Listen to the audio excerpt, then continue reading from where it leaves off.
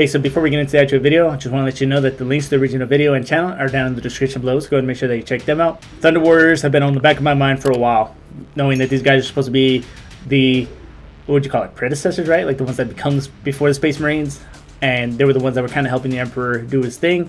And then all of a sudden he realized that they were kind of unstable, extremely powerful. I heard that they were even supposed to be stronger than modern day Space Marines. And eventually the Emperor just realized, hey, they're going to be way too dangerous in the long run. Took them out. I never really knew what would happen. I would assume there was like little bands of them that were still alive.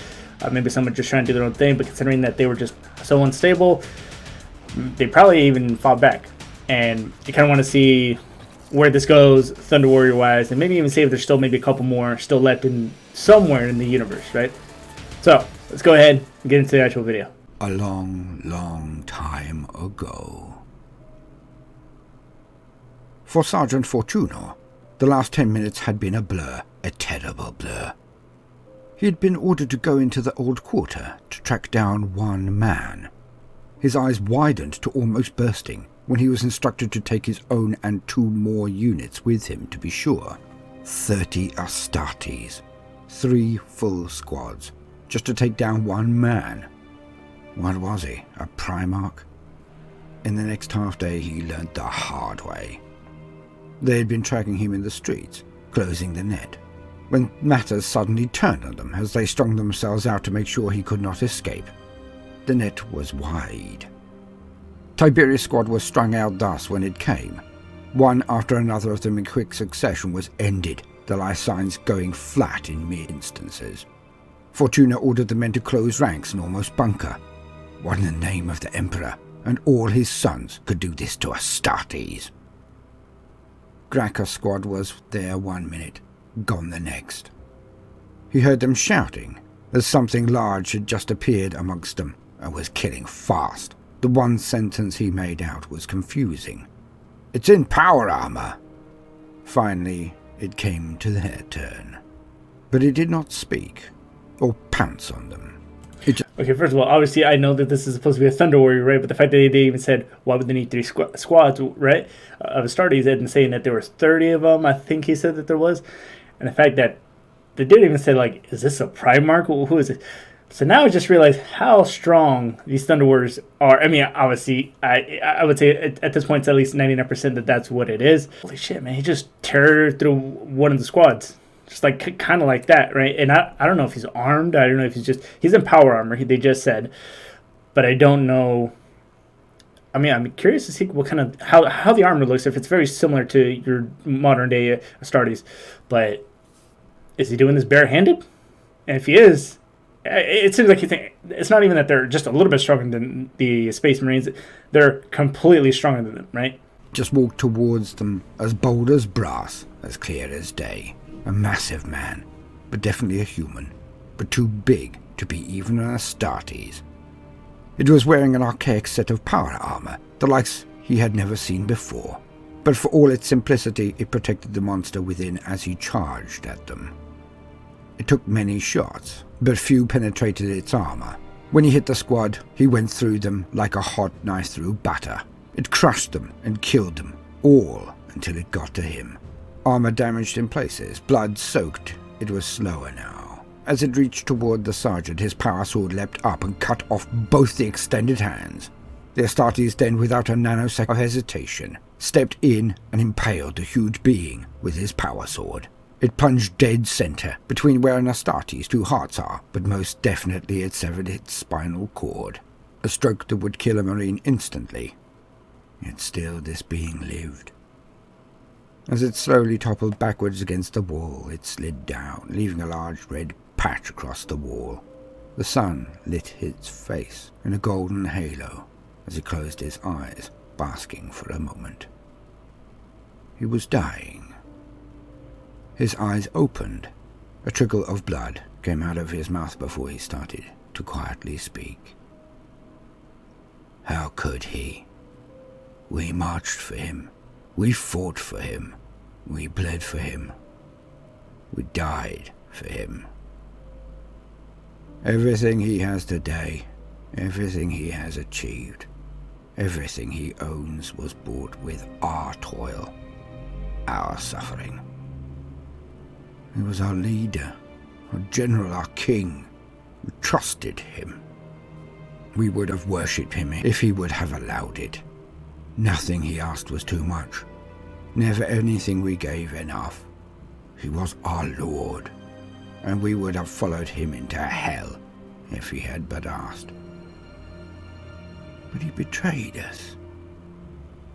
How could he? So, ooh, damn.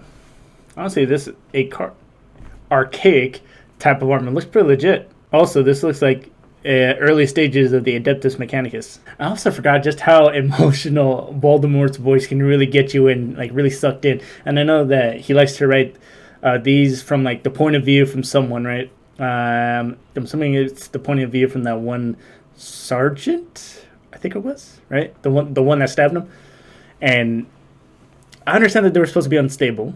Now, I don't know what's the extent of that to everybody else. And if the Emperor did see that as an issue later on down the line, instead of hunting them down, because I do remember now the fact that this is going on, that's what they were doing, why not send them in scenarios where, because it seems like they really like the Emperor, at least this one did, and then that way maybe send them to like more, I guess, like if you want to say dangerous missions, at least that way they could still be used in a manner, all right, that could benefit mankind. And he's not having to just hunt them down, right? And then now he's losing a lot of Space Marines just to try to kill one guy. I don't know, but it seems like some points, as heretical as it may seem, that the Emperor does have a history now, from everything I've known, of kind of tossing, not necessarily always tossing someone away, but at least pushing them to the side. Like, even he has his favorites, right? I feel like, especially when you have a big, I guess, like, empire, big, like, area to watch over, it's really going to start to rub people the wrong way. But then again, I don't know, that still brings up a lot of questions, like, were these guys doing horrible things, and he just thought, like, hey, maybe these guys are irredeemable. Yeah, sure, they'll follow me, but what are they going to do when I'm not there physically, right, in their presence? Are they just going to do their own thing as far as, like, just killing innocent people, even though we've seen that does happen a lot in Warhammer, even with the modern Space Marines? I don't know, though. Let me know down in the comments if you think it was the right thing to do, even if it was, like, a shitty thing. Like, essentially, was it just the right thing to do? Kill the Thunder Warriors? Or was it maybe something that could have been done to at least utilize them more in a scenario where they're not going to be doing necessarily negative things to humans, right? Or like the Imperium itself. Was it a good thing the Emperor did this? Or was it not? Last battle of the war. The last outpost of resistance on a conquered world. We wondered why he did not just loose nuclear weapons at it and flatten it. Mount Ararat, where the very last separatists on Terra huddled awaiting the end of all things. One last obstacle to the beginning of a bright new era. The Emperor's rule, a unified Terra, a unified home for humanity. We did not fight for this, it is true. We fought because we loved it. We fought because we were raised on conflict and slaughter. We fought because he made us anew, made us unstoppable, unbeatable. But most of all, we fought for him, for the Emperor. It was to be the last object lesson, you see. We were not distributed much ammunition. We were told we would not need it. The entirety of the remaining Thunder Warriors would scale the mountain and plant the flag of the Emperor upon its summit and usher in the new Golden Age. It was going to be a bloody assault, but the result was foregone. They would not stand a chance against us, his Thunder Warriors. And so it was. It was easy. Bloody, but easy. Proudly we stood arrayed for a parade on the Mount of Ararat, waiting our reward, waiting our acclaim. The war was over. The deed was done. When the custodians, the Emperor's personal guard, arrived and took up positions at the edge of the plateau, we assumed it was to add to the event, the pomp. After all, it was a day of circumstance. Then the nightmare began. The custodians leveled their weapons and walked towards us, opening up. Their fire seared into our ranks and cut us down in our droves. In confusion and pain, we ran one way or another, trying to escape, but there was none. even thought I saw him there. I will never be certain, but I think I saw Thunder Warriors fly into the air so high that only he could have been doing it. A few of us broke the spell of confusion and our instincts kicked in. We charged the lines of custodies, and with great losses, we broke through. Pity. So, I mean, obviously custodians are supposed to be stronger, right? And the fact that they just said they broke through the line, so they managed, I mean, obviously I don't know if they killed any of the custodians yet, at least. But they managed to break through, and you can imagine these guys probably weren't tired at the time, but at least maybe a little tired. So, but if you're going against custodians, you would want every amount of strength that you could possibly have, right? And was it when they said, I think it was, he just said a few minutes ago that you're not going to need as many ammunition, right? So they really didn't have enough, like, actual firepower as far as guns went. I'm assuming maybe they would have had swords or something like that, some kind of melee weapon. It'd be very difficult to imagine doing that, and then immediately after, you're going to get slaughtered, right? And he said that he was seeing Thunder Wars go into the sky, which means I'm assuming that they were just getting thrown up or maybe shot and then getting thrown up in the sky. And that, I don't know if the Emperor was there. He said that he thought, or he assumed that he might be there. I think he said that he thought he saw the Emperor, right? So it's not 100% sure. But, damn. Pitifully few of us, but I was one. We ran. We ran and ran, and have never stopped running. Unlike most of my brothers, I am more stable. I have lasted by hook or by crook, a gene splice here, a concoction there. But each day has been a battle. It became a battle I no longer wished to win. So I let them find me. I let you find me. One last battle, one last day of fire, and swords and skill and honor. I have bested over a score of the things created to replace me. I can die at peace with honor. I'm going. You think you love him, would do anything for him, for duty. You think he loves you, that he honors his warriors. He does not. You are as I was, just his latest tool. He will discard you when your usefulness has elapsed. He will kill you all, like he killed us. His honored, his loyal Thunder Warriors. Damn, that really kind of hits you, like, right here, man. Damn, Baldermort's voice radio, man. In any case, it's so good. Do you think that would be true? I mean, I don't know if it would be true in this case scenario, because the fact that he's just the corpse has been a corpse for, what was that, 10,000 years? I'm not mixing it up with 1,000, am I? I'm going to go ahead and say 10,000, just to be safe, right?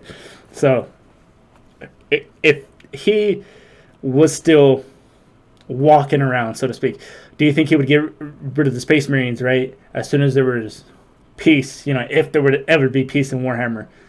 But as soon as, like, kind of like what he did with the Thunder Warriors, do you think he really does love, like, say, also, like, the Primarchs, right?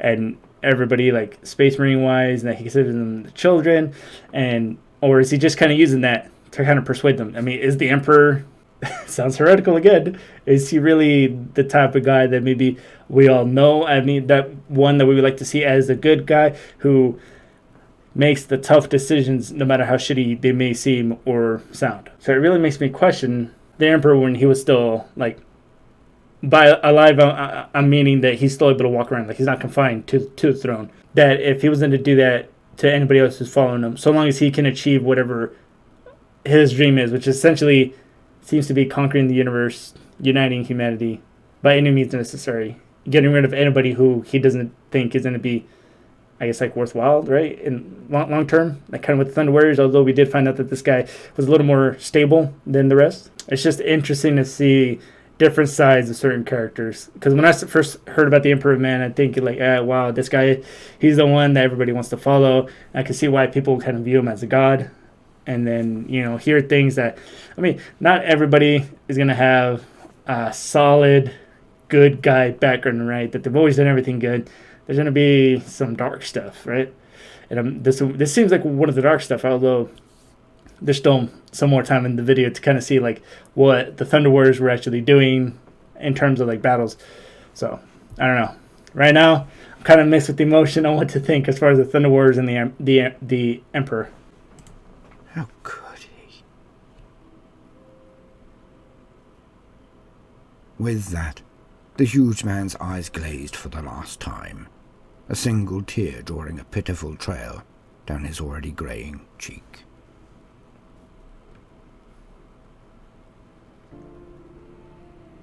Welcome, gentle listener. I am Baldermort, your faithful servant, and I wish to introduce you to the forces, factions, and history of the Warhammer 40k universe. Today, we shall take a necessary step backward in time, to the era before the Great Crusade, over 10,000 years before the present timeline of the setting. Today, we discuss, in brief only, the Thunder Warriors. Not only are they a fundamental part of the history of the Imperium, and show the development of the Space Marines, but their tragic tale also shines a light into one of the murkier edges of the character or purpose of the Master of Mankind, the Emperor. An important step to take for an entry I am working on. For there are so many ways to view the Emperor, but in Arthur or Solomon he is certainly not. He is as complicated as any character you will find in this grim and dark universe. To a certain extent, it could be argued that he is its most important character. But let the digression end, for today we talk of the Thunder Warriors. What were they? When did they fight? For whom and why? Well, I hope my introductory story has shed a little light at least, but let us get into it. In the times before the Emperor arose, the human race had gone from titans bestriding the galaxy to being on the verge of annihilation. Human technological marvels knew few limits, but this enlightened age of prosperity and peace was not to last. A myriad of woes occurred in short order, and the previously beneficial government fell, as planets were cut off from each other and pandemonium and horror ensued. What then came were millennia of suffering and regression.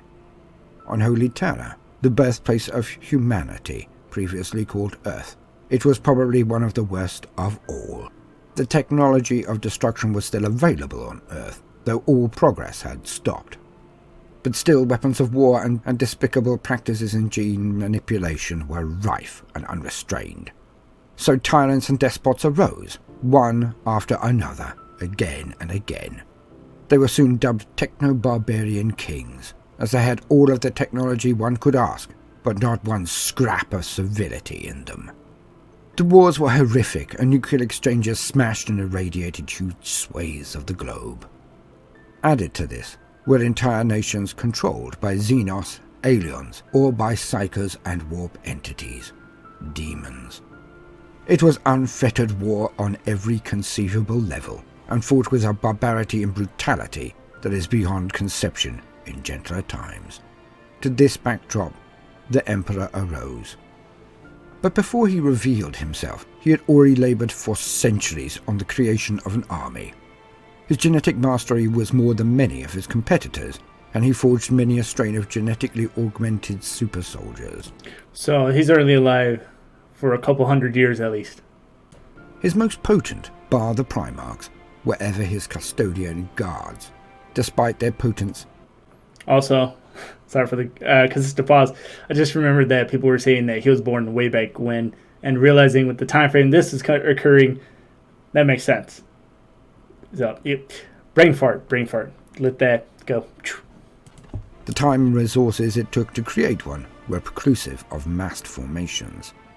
So there were many stages, but one of the most important and widespread were the Thunder Warriors.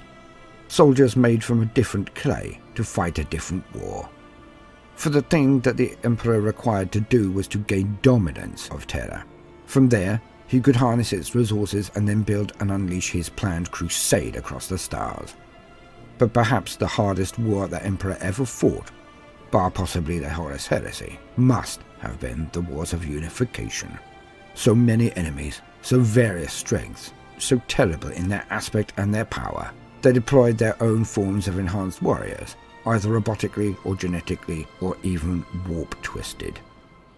The wars were to be fought with a level of ferocity that few can grasp, so weapons of unquenchable anger and destructive ability would be required. So did the Emperor recruit from the most vicious tribes and material, and then enhance them to a degree only slightly below that of a custodian, in strength and resilience, power and speed. So you're telling me, if they're just slightly below a custody, they could technically turn the tables? Because even though something might seem great on paper, where you see people, like say, in an MMA match, specifically jiu-jitsu really, if someone knows how to move their body, they could win against someone who's bigger than them, stronger than them, probably even more resilient than them. So it's not far-fetched to think that a Thunder Warrior might, I don't know, it's a possibility that they could take on a custody. That's good to know, because I wasn't sure how big that gap was going to be. The Thunder Warriors were much stronger than a Space Marine. Much. But corners were either cut by design or out of pragmatism. For the Thunder Warriors were always unstable. Often it would be a mental instability that would make them burst into unpredictable hyper-rage that could lead to a rampage. But it was more often physical instability, the heart exploding under the pressure, their minds collapsing. Some accounts could be hyperbolic, but it was recounted that some would simply twist inside their own skin or become geysers of blood at any time. Many will say that the Emperor cut costs and time required to perfect the process in his desire to unify Terra. Okay, so it wasn't, because obviously I think of unstable and I'm thinking like they're throwing like tantrums, or maybe they just got something going on mentally. Maybe the body cannot handle the way it is right now, and then, or their mind, and it's just drives them insane. They have these, I think of like steroids, right? Where people have like little fits of anger, quick short bursts, or he said about something with the blood just immediately going like, I guess bad, or I think he said their body would turn, right? And then how it kind of says like maybe the Emperor was using like, or he was dumbing down the process of maybe making one, which means that probably the majority of them may have been unstable, but that's why the person in the beginning, the Thunder Warrior, was actually more stable, because maybe he was one of the ones that actually had the whole process be legit and everything, but maybe it was too much, which is why the Emperor probably decided to expedite the process. See, this is my whole thought process going on right now. But now it makes sense as to why they think that the majority of them, or like all of them, are supposed to be unstable, even though that isn't the case from what I just heard, right, in the beginning.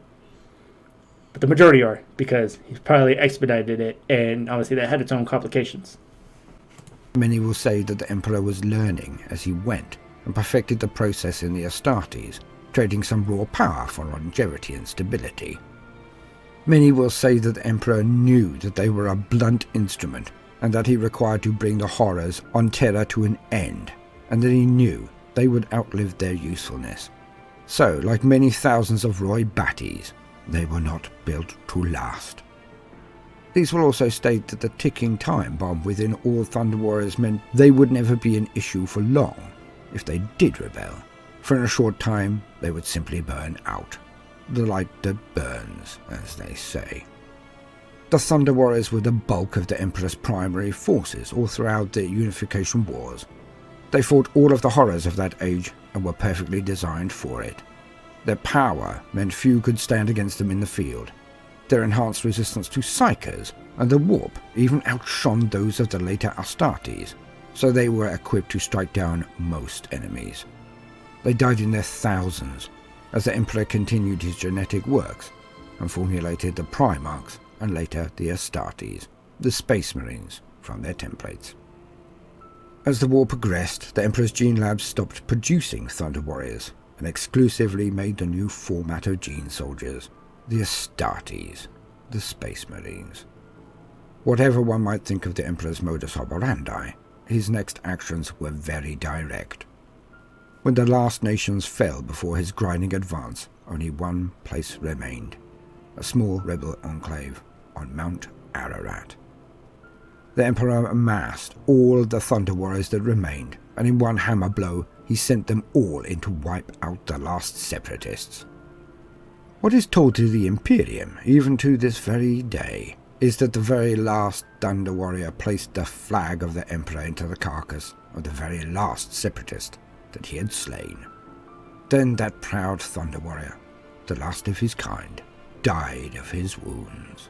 Poetic, tragic, a fine example of patriotic zeal and self-sacrifice, a shining beacon for the generations to come. Alas, it is a lie. None can really know why it happened, not now.